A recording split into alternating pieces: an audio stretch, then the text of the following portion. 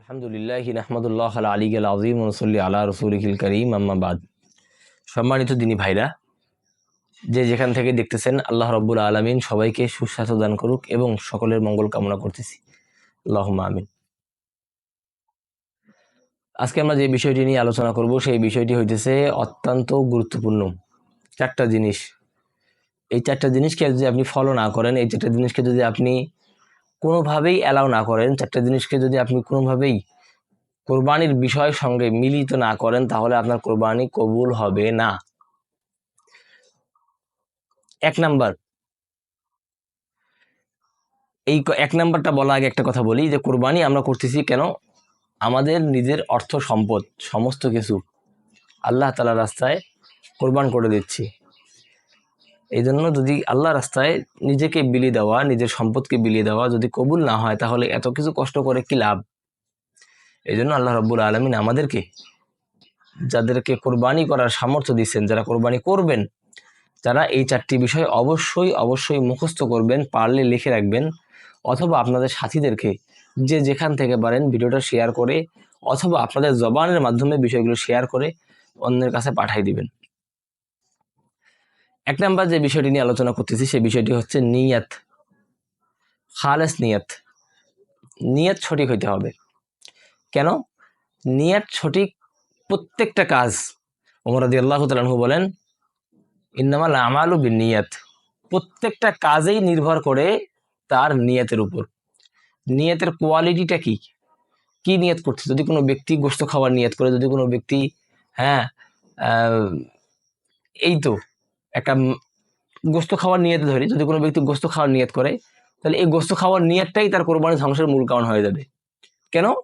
তার এইটা নিয়ত নাই, এই কথাটা সে জানতেছে না, এই কথা সে মানতেছে না যে আল্লাহ রাব্বুল আলামিন কালামে পাকে বলেন যে তোমাদের কোনো জিনিস আল্লাহর কাছে আসে না, কোনো জিনিস আল্লাহর কাছে আসে না শুধুমাত্র তোমাদের পরহেজগারি ছাড়া। তোমাদের পরহেজগারি ছাড়া কোনো জিনিস আল্লাহ রাব্বুল আলামিনের কাছে আসে না। এই জন্য আমরা এই বিষয়টিকে ভালো করে খেয়াল রাখবো। কেন?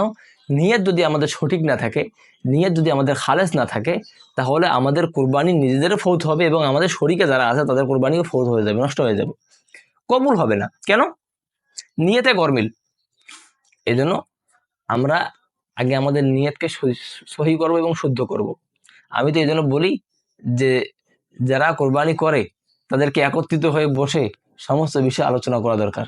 এই জন্য যারা কোরবানি করবেন তারা সকলে যদি শরীকে কোরবানি করে থাকেন, সবাইকে ডাক দিবেন, ডাক দিয়ে বসায়া দরকার হলে চা পান খাওয়াবেন, খাওয়ায়া এই চারটা বিষয় সবার কাছ থেকে জেনে নেবেন যে এই চার বিষয়ের উপরে সকলের একমত আছে কিনা।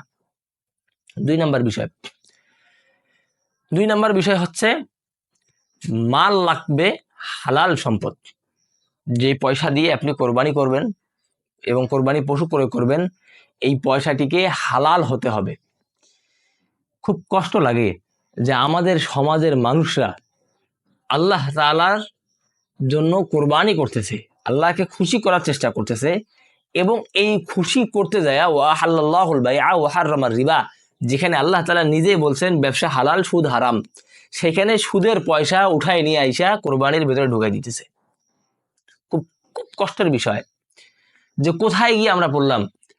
হ্যাঁ, আজকে মসজিদের সভাপতি সাহেব সুদখোর, মসজিদের সেক্রেটারি সাহেব সুদখোর, মাদ্রাসার সভাপতি সাহেব সে সুদখোর, মাদ্রাসার হুজুররাও সুদখোরদের পিছনে ঘুরে। কি একটা জমানা এসে পাশে পড়ে গেলাম। আল্লাহ রাব্বুল আলামিন আমাদের সবাইকে হেফাজত করুক, আল্লাহুম্মা আমিন। এই জন্য যে কথা বলতেছিলাম যে আমাদের সম্পদকে হইতে হবে হালাল। এক নম্বর বললাম নিয়ত খালেস হইতে হবে, দুই নম্বর সম্পদ হালাল হইতে হবে, তিন নাম্বার বিষয়কে যদি আপনি কোনটা, চারটে বিষয় খুব গুরুত্বপূর্ণ। 3 নাম্বার বিষয়টি হচ্ছে শরীয়ত মোতাবেক কোরবানি করা। এই বিষয়টি খুবই ভালোভাবে নজর রাখবেন। শরীয়ত মোতাবেক কোরবানি করা কিভাবে? শরীয়ত মোতাবেক কোরবানি করা কেমন করে? শরীয়ত কি বলতেছে? শরীয়ত বলতেছে আল্লাহর নামে বিসমিল্লাহি আল্লাহু আকবার বলে তুমি কোরবানি করো, এবং আল্লাহ রাসূল তোমাকে যে দোয়া শিখাই দিয়েছে সেই দোয়া পড়ে কোরবানি করো। আপনি বলতেছেন না আমার শরীয়তের প্রয়োজন নেই, আমার কিছুর প্রয়োজন নেই, আমার পয়সা, আমার সমস্ত কিছু, গরু আমি কিনে নিয়ে আসছি, মাতবর আমি, দেওয়ানি আমি, সবই আমি, এখানে আল্লাহর নাম নেওয়ার প্রয়োজন কি? যদি এরকম অ্যাভয়েড করে চলেন তাহলে আপনার কোরবানি আদায় হবে না। এটা 3 নাম্বার বিষয় গেল। 4 নাম্বার চতুর্থ যে বিষয়টি হচ্ছে, সেই বিষয়টি অত্যন্ত খুবই আমাদের সমাজের মধ্যে এখন ফরজ, 4টাই ফরজ, কিন্তু 4টাই ফরজ, কিন্তু এটা আরো বেশি ফরজ আমার কাছে মনে হচ্ছে। কেন? এক গ্রামে যদি 100টা ঘর থাকে, 100টা ঘর থেকে যদি 10টা গরু কোরবানি হয়, এই 10টা গরু যদি কোরবানি হয়, 10 জন 10 কোরবানিওয়ালা অর্থাৎ 10 গ্রুপ, এই 10 গ্রুপ একে অপরের সঙ্গে টক্কর দেয় যে কার গরুটা সব থেকে বেশি দামি হইতে পারে, কার গরুটা গ্রামে সব থেকে বেশি চমকপ্রদ হতে পারে, কার গরুটা সব থেকে বেশি আকর্ষণীয় হতে পারে। একটা অহংকার বোধ, এই অহংকার বোধ মুক্ত কোরবানি করতে হবে। কোরবানি করতে হবে অহংকার বোধ মুক্ত, অহংকার মুক্ত কোরবানি, যেখানে কোনো রকম রিয়া থাকবে না, কোনো রকম এখানে আমার গরু, এটা তো আমার আমার আমার উপর কোনো নির্ধারিত না। আল্লাহ রব্বুল আলামিন আমার রিজিক এটা রাখছে, তবে আমি আমার জায়গা থেকে ভালো বেস্ট দেওয়ার চেষ্টা করছি, আলহামদুলিল্লাহ, যা হয়েছে আলহামদুলিল্লাহ। হ্যাঁ, তবে এমন যেন না হয়, হ্যাঁ আমাদের গ্রামের অমুক ব্যক্তি মেম্বার সাহেব উনি 1.5 লক্ষ টাকা দিয়ে গরু কিনে নিয়ে আসছে, হ্যাঁ এত বড় সাহস, আমরা 20 লক্ষ টাকা দিয়ে গরু কিনে নিয়ে আসবো। এটা যদি এরকম হয় যে না আমি তার আগে আমলে থাকবো, তার থেকে বেশি সওয়াবের অধিকারী হব, এরকম যদি নিয়ত থাকে তাহলে আলহামদুলিল্লাহ কোনো সমস্যা নেই। কিন্তু এরকম যদি নিয়ত থাকে, হ্যাঁ আমিও তো চেয়ারম্যানই প্রার্থী হয়েছিলাম, আমি এলাকার চেয়ারম্যান সাহেব, উনি মেম্বার সাহেব 20 লক্ষ টাকা দিয়ে গরু কিনবে, আমার একটা প্রেস্টিজের বিষয় আছে, আমি 50 লক্ষ টাকা দিয়ে গরু কিনবো, এরকম যদি হয় তাহলে সমস্যা আছে, তাহলেই সমস্যা আছে। এই জন্য আমরা খেয়াল রাখবো এই 4টা বিষয়। 1 নাম্বার সঠিক নিয়াত, 2 নাম্বার হালাল কামাই, হালাল পয়সা, যে পয়সা দ্বারা আপনি কোরবানির পশুকে ক্রয় করবেন সেটাকে হালাল হইতে হবে, অবশ্যই হালাল, সুদমুক্ত, ঘুষমুক্ত এবং মানে অন্যায় মুক্ত পয়সা হতে হবে। 3 নাম্বার যে বিষয়টি বললাম শরিয়া মোতাবেক, শরীয়ত যেভাবে বলে, আল্লাহ রাব্বুল আলামিন যেভাবে কোরবানি করতে বলছেন এভাবেই কোরবানি করবেন। রাসূল সাল্লাল্লাহু আলাইহি সাল্লাম যেভাবে কোরবানি করা শিখিয়েছেন সাহাবা রাদিয়াল্লাহু তাআলা আনহুমদেরকে, এভাবেই কোরবানি করা। 4র্থ নাম্বার যেটা বললাম অহংকার মুক্ত কোরবানি, যে কোরবানির মধ্যে একমাত্র আল্লাহ তাআলা রেজামন্দি ছাড়া, আল্লাহ তাআলা নৈকট্য লাভ করা ছাড়া আর কোনো বিষয় উপলব্ধি হবে না, এর মধ্যে কোনো কথা নেই, একমাত্র সওয়াবের আশায়, আল্লাহকে খুশি করার আশায়।